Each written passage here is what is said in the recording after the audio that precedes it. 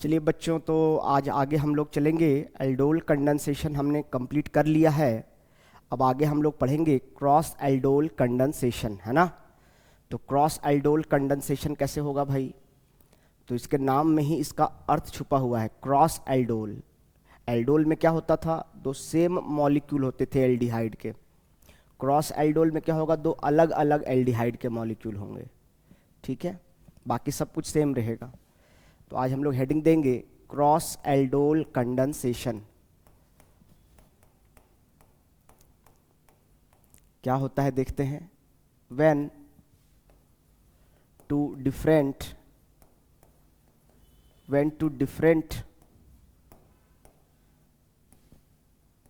molecules of aldehyde, of लिखा हुआ है, of aldehyde must having alpha hydrogen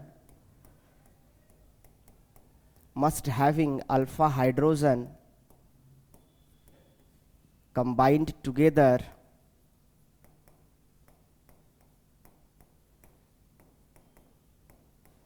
in presence of dilute base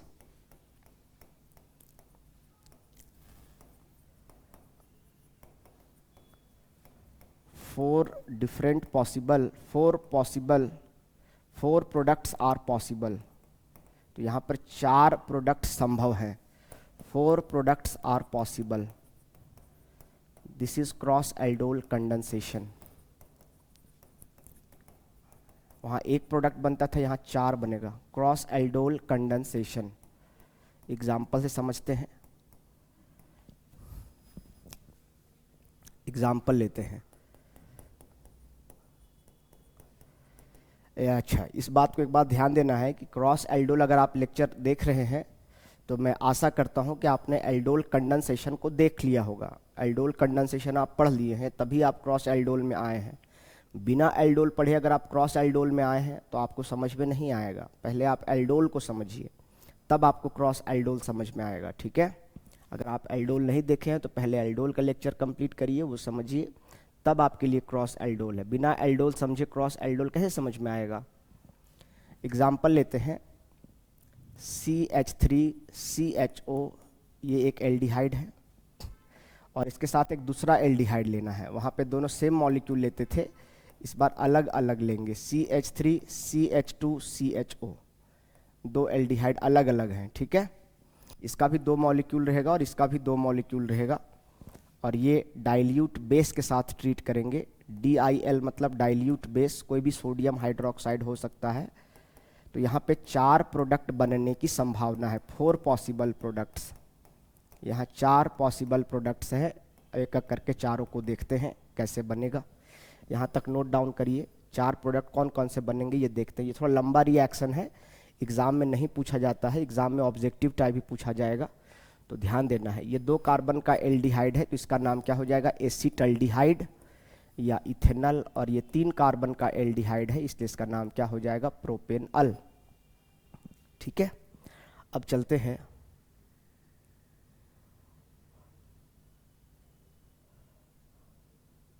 ठीक है, दिखाई दे रहा है जी? एक मिनट चेक कर ले। दिख ही रहा है पर थोड़ा छोटा हो गया है।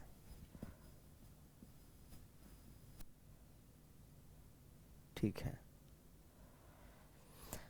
अब 4 प्रोडक्ट क्या क्या बन सकता है ध्यान समझेंगे। एल्डोल कंडेंसेशन में याद है क्या होता था? एक मॉलिक्यूल, 2 मॉलिक्यूल जब रहता है तो एक मॉलिक्यूल से न्यूक्लियोफाइल बनता है और उसी का दूसरा मॉलिक्यूल जुड़ जाता था, है ना। तो यहाँ पर भी ऐसा ही होगा। मान लीजिए इसका नाम दिए A और इसका नाम दिए B, तो प्रोडक्ट 1 कैसे बनेगा? यहाँ ध्यान देना है, इन दोनों को आपने एक कंटेनर में मिक्स कर दिया है, इसको और इसको दोनों को मिला दिए हैं और डाइल्यूट बेस डाल दिए हैं। तो रिएक्शन कैसे होगा? हो सकता है कि इसी के दोनों मॉलिक्यूल रिएक्ट कर जाएं। हमने इसका दोनों का करके दिखाया है, इन दोनों का भी करके दिखाया है, तो हो सकता है इन्हीं के दोनों के मॉलिक्यूल हो जाएं। यानी कि कहने का मतलब है कि A का ही न्यूट्रल मॉलिक्यूल रहे और A का ही न्यूक्लियोफाइल रहे। A के साथ A भी तो रिएक्ट कर सकता है। अरे बर्तन में दोनों को डाले हैं ना, एक कंटेनर में इसको भी डाले हैं, इसको भी डाले हैं, तो इसके बहुत सारे मॉलिक्यूल होंगे, इसके भी बहुत सारे मॉलिक्यूल होंगे। तो इसके सामने इसी के जैसा दूसरा मॉलिक्यूल आएगा तो क्या उसके साथ रिएक्शन नहीं करेगा? क्या लिखे हैं? 4 पॉसिबल प्रोडक्ट। संभावना क्या है? 4 संभावना है। इसके पास इसी के जैसा मॉलिक्यूल आ जाए, यानी अपना ही जैसा दूसरा मॉलिक्यूल से रिएक्ट कर जाए, ये अपना ही जैसा दूसरा के साथ रिएक्ट कर जाए, इसका न्यूक्लियोफाइल इसके साथ जुड़ जाए, या इसका न्यूक्लियोफाइल इसके साथ जुड़ जाए। 4 संभावना है, चारों को दिखाएंगे। यानी ए का ही न्यूट्रल रहेगा मॉलिक्यूल और ए का ही क्या रहेगा? न्यूक्लियोफाइल। एक प्रोडक्ट ये बन सकता है, जो कि हमने पहले भी एग्जाम्पल में देख रखा है। चलिए, तो ए का न्यूट्रल है, तो ए का न्यूट्रल मतलब क्या हुआ? CH3 C double bond OH plus A का ही न्यूक्लियोफाइल। तो ए का न्यूक्लियोफाइल, न्यूक्लियोफाइल कैसे बनता है? अल्फा कार्बन से अल्फा हाइड्रोजन बाहर होता है। तो यहाँ पर क्या हो जाएगा? CH2 minus CHO, CH2 minus CHO, और यहाँ पे क्या हो जाएगा? प्लस, और यहाँ पे क्या हो जाएगा? माइनस। एक ही बार में हाइड्रोलिसिस भी कर देते हैं लगे हाथ। तो यहाँ पर क्या कर देंगे? हाइड्रोलिसिस कर देंगे। तो क्या प्रोडक्ट बनेगा बताइए? क्या प्रोडक्ट बनेगा? CH3 CHOH,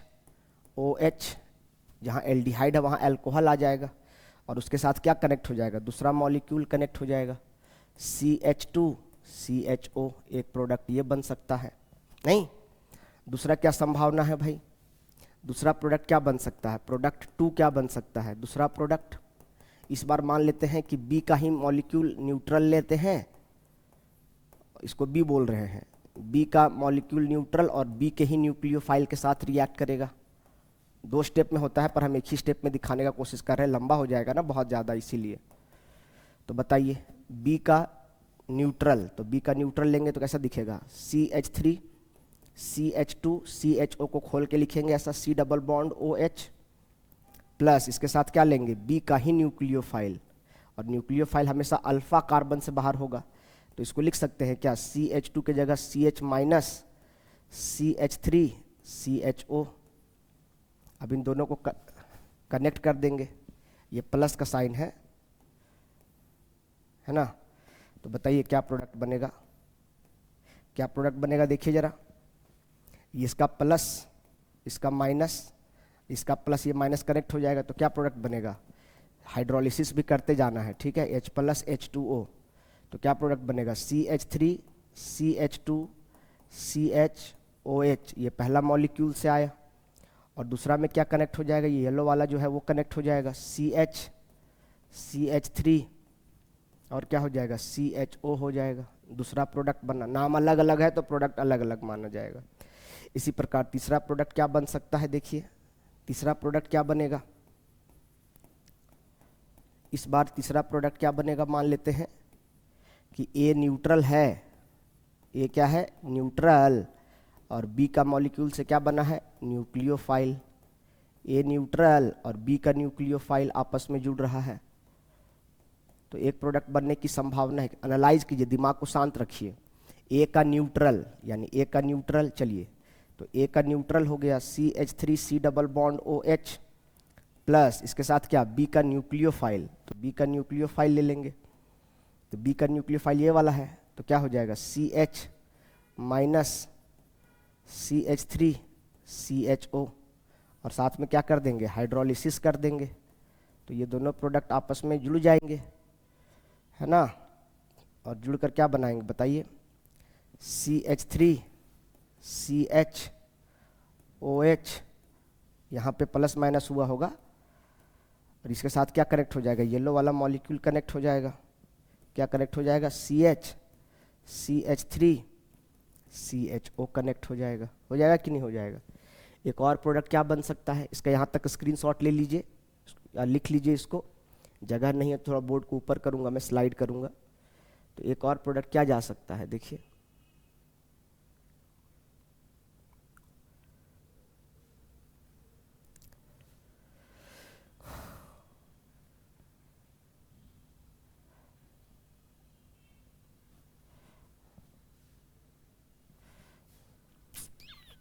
ओ आजा बाबू,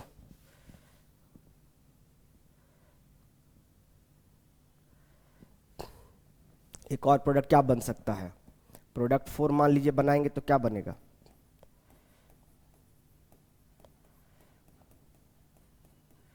इस बार मान लीजिए क्या हो जाएगा, ए का इस बार हम क्या लेंगे, इस बार बी का न्यूक्लियोफाइल लेते हैं, क्या लेते हैं, बी का न्यूक्लियोफाइल लेते हैं, और ए का क्या ले लेंगे, बी का, बी न्यूट्रल लेते हैं,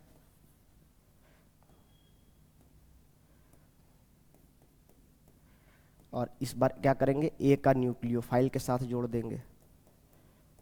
आप खुद से भी कर सकते हैं, आप पैटर्न को समझ गए हैं। देखिए बी का न्यूट्रल यानी बी ये है, तो इसका न्यूट्रल लेंगे, CH3 CH2 C double bond O H, और इसके साथ क्या लेना है, ए का न्यूक्लियोफाइल। तो ए का न्यूक्लियोफाइल क्या हो जाएगा, अल्फा कार्बन से बाहर हो जाएगा अल्फा हाइड्रोजन, CH2 CHO, और हाइड्रोलिसिस भी कर देंगे। तो जब हाइड्रोलिसिस कर देंगे तो क्या प्रोडक्ट बनेगा, देखिए इस पे प्लस और माइनस डेवलप हो जाएगा। तो ऐसा करने से क्या प्रोडक्ट बनेगा, CH3 CH2 CHOH, और इसके साथ क्या प्रोडक्ट क्या ऐड हो जाएगा, ये येलो वाला ऐड हो जाएगा, CH2 CHO बन जाएगा। इन चारों प्रोडक्ट का नाम लिख लीजिएगा आप लोग, क्या इन चारों प्रोडक्ट के नाम आप लोग लिख लेंगे, लिख ही लेंगे। इसका नाम क्या हो जाएगा बताइए, 1 2 3 3 हाइड्रोक्सी ब्यूटेनल, इसका नाम क्या हो जाएगा, 3 हाइड्रोक्सी ब्यूटेनल। इसका नाम क्या होगा बताइए, 3 hydroxy 2 methyl Pantanal, 3 hydroxy 2 methyl Pantanal, 2 methyl Pantanal.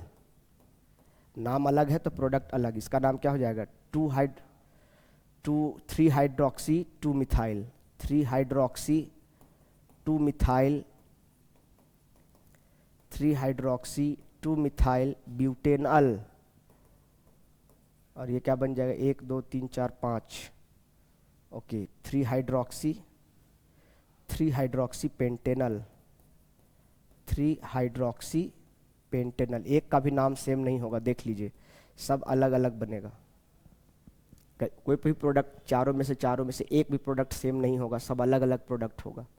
तो ये क्रॉस एल्डोल कंडेंसेशन ऐसे होता है, अलग अलग मॉलिक्यूल। इसका भी 2 मॉलिक्यूल लीजिएगा, इसका भी 2, तब जा करके 4 प्रोडक्ट बनेगा। परेशान मत होइएगा 4 कैसे बन जाएगा। तो इसका 2 मॉलिक्यूल है, इसका 2 मॉलिक्यूल, हो सकता है इसी का दोनों मॉलिक्यूल रिएक्ट करे, हो सकता है इसी का दोनों करे, इसका एक बार इसके साथ, इसका एक बार इसके साथ।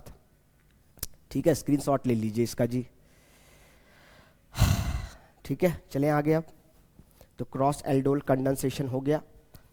अब एक लास्ट रिएक्शन बच रहा है इसमें, कैनिज़ेरो रिएक्शन, उसको भी छोटा सा रिएक्शन है, लगे हाथ देख लेते हैं। चलिए तो अब आते हैं कैनिज़ेरो रिएक्शन। ये क्या होता है, it is completely opposite of aldol condensation. क्या होता है, it is completely opposite of aldol condensation. Aldol condensation का पूरा विपरीत है, completely opposite of aldol condensation. It is completely opposite of aldol condensation. ठीक है, पहला पॉइंट। दूसरा पॉइंट क्या है, वहाँ पर क्या होता था, एल्डोल कंडेंसेशन में डाइल्यूट बेस का इस्तेमाल करते थे। यहाँ पर क्या करना पड़ेगा, स्ट्रॉन्ग बेस 50% कंसंट्रेशन वाला KOH इस्तेमाल कर सकते हैं। Is required to perform this reaction, is required to perform this reaction, is required to perform this reaction. इस रिएक्शन को परफॉर्म करने के लिए कंसंट्रेटेड बेस की आवश्यकता होती है। तीसरा, वहाँ पर क्या होता था, ये जो है HCHO, इसको क्या कहते हैं, फॉर्मल्डिहाइड। और दूसरा क्या है, C6H5CHO, इसको क्या कहते हैं, बेंजल्डिहाइड। सिर्फ यही दोनों ऐसा है जो ये रिएक्शन को परफॉर्म करेगा। हमने कहा ना कि वो एल्डोल कंडेंसेशन का उल्टा है। एल्डोल कंडेंसेशन में ये दोनों रिएक्शन नहीं करते थे क्योंकि इनके पास अल्फा हाइड्रोजन नहीं होता था। फॉर्मल्डिहाइड एंड बेंजल्डिहाइड, ये बॉन्ड का साइन लगा हुआ है, बॉन्ड है। Can only perform this reaction, can only perform this reaction, can only perform this reaction as they do not contain alpha hydrogen. तो जो अल्फा हाइड्रोजन कंटेन नहीं करते हैं वैसे एल्डिहाइड या वैसे कीटोन ही कैनिज़ेरो रिएक्शन को परफॉर्म करते हैं। ध्यान देना है। यहाँ पर चौथा बात क्या है important, disproportionation reaction. Disproportionation reaction,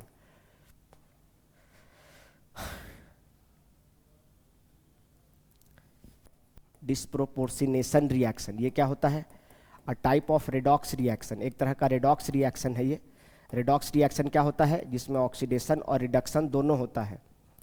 disproportionation reaction, a type of redox reaction takes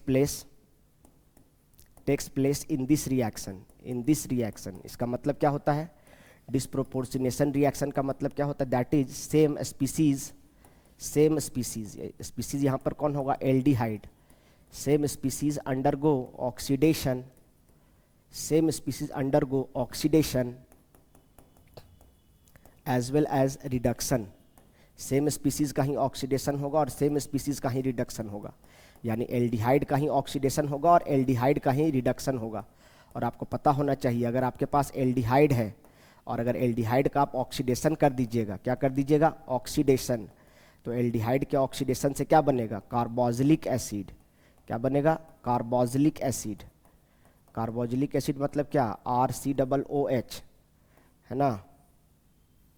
और अगर मान लीजिए इसका रिडक्शन कर दिया जाए, एल्डिहाइड का ही अगर रिडक्शन कर दिया जाए, है ना, रिडक्शन, तो रिडक्शन से क्या बनेगा, प्राइमरी अल्कोहल। एल्डिहाइड के रिडक्शन से क्या मिलता है, 1 degree alcohol. Objective type question है ये सब। एल्डिहाइड का ही ऑक्सीडेशन होगा और एल्डिहाइड का ही रिडक्शन होगा। इसको यहाँ तक लिखिए, ये थ्योरी है। एग्जाम में यहाँ से कुछ भी एक ऑब्जेक्टिव आ सकता है, असर्शन रीजन आ सकता है। करते हैं, एग्जाम्पल लेते हैं अब, ठीक है।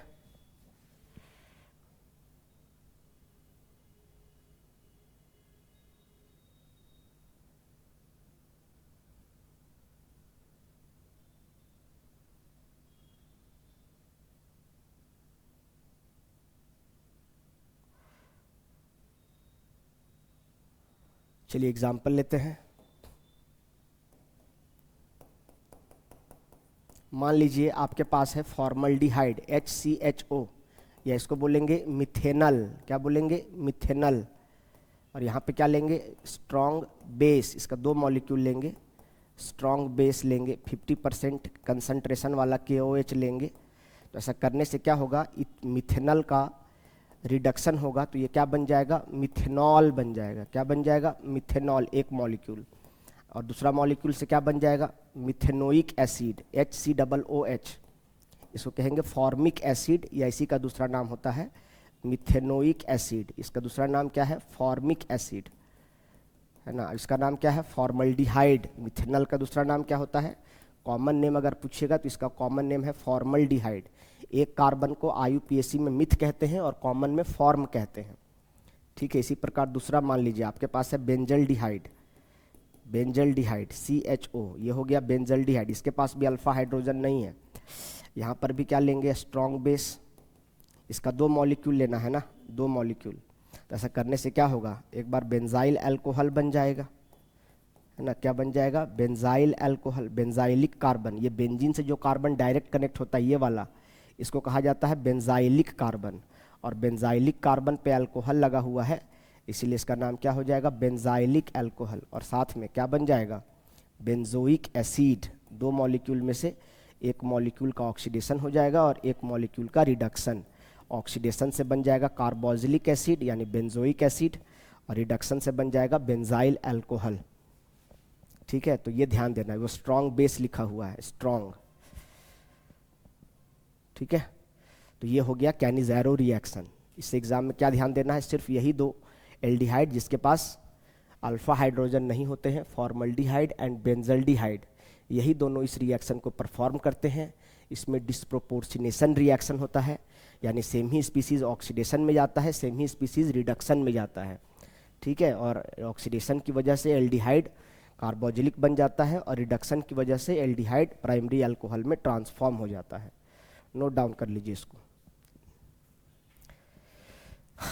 ठीक है। तो कैनिज़ेरो रिएक्शन भी हो गया, क्रॉस एल्डोल भी हो गया। अब बच गया केमिकल टेस्ट, इसको करेंगे अगली लेक्चर में।